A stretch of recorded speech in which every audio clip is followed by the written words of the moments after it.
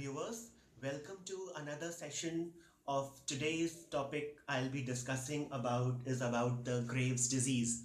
The clinical signs of the Graves' disease particularly include about the increased appetite of the patient occurs in Graves' disease, and there are certain things what are closely related to the Graves' disease. So in Graves' disease, the clinical features what are manifested is that in spite of increased appetite, there is weight loss of the patient, the body's BMR is increased, there can occur weight loss, unexplained weight loss can occur, and in addition to these clinical features of the Graves' disease, one of the very important clinical features what I'll be discussing today is about the eye signs in Graves' disease. So are the eye signs in Graves' disease?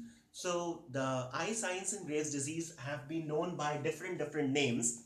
So these different names of the eye signs can be named as the Knapp-Zigger's sign, the Dalrymple's sign, the von Graffy's sign, the Mobius sign, Stellwach's sign, and the Joffrey's sign.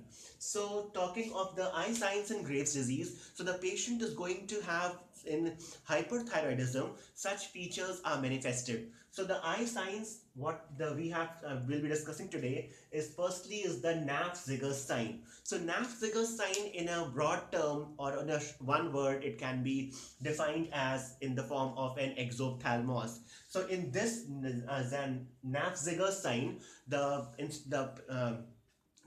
person who is going to examine it is going to stand behind the patient, and on extending the neck of the patient, when the observer is going to look uh, above from above on the superior orbital margin, when he is going to look from above, it is clearly found that from the superior orbital margin the eyeball keeps on protruding. So this is particularly the Knapp-Zigger sign is exclusively in one word, it can be summarized in the form of exophthalmos.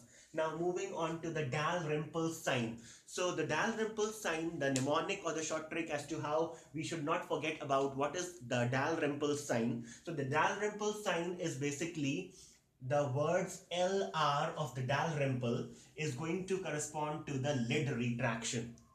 So, so the Dalrymple signs can be better remembered if we just look at the Dalrymple's LR of the Dalrymple, and it refers to the lid retraction. Now moving on to the von Graffy's sign. So von Graffy's sign is basically a lid lag sign.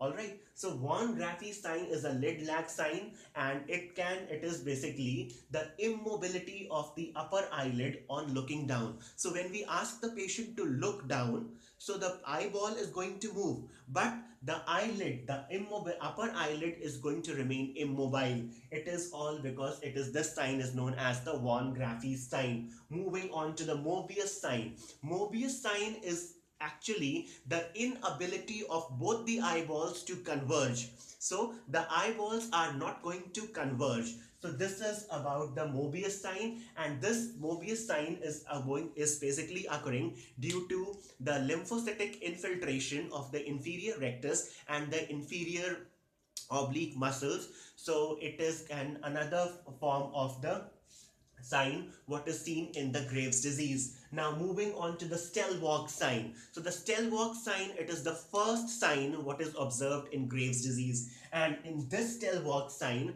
what is there, the patient always gives a staring look as if the patient is continuously staring. So S for the Stellwach, and S refers to the staring look. So this is again a mnemonic, just as we have discussed about the mnemonic in the Dalrymples. It was the LR of the Dalrymple to the lid retraction over here. Similarly, the Stellwach sign is the staring look. So S refers to the S. So we can remember the Stellwach sign is the patient is going to exhibit a staring look, and the patient shows incomplete and infrequent blinking. Now moving on to the next and the last sign what I need to discuss is the Joffrey's sign. So students out there, again a mnemonic what I have made that you can remember this Joffrey's sign in the form of the double F. So FF of the Joffrey's is going to refer to the FF over here.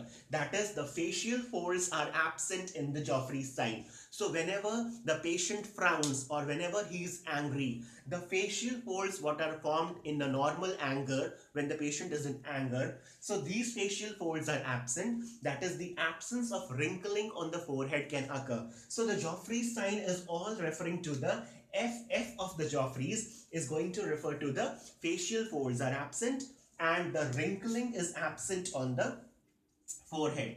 So again, the absence of wrinkling on the forehead is the Joffrey sign, facial folds are absent is the Joffrey sign, and frowning facial folds are absent is again the Joffrey sign. So students out there, I have made it in the form of a very simple mnemonic as to how we can very easily remember about the different types of eye signs in Graves' disease. So viewers, if you do like my video, don't forget to subscribe my channel and do press the bell icon so that you can be further updated about my newer videos. Thank you for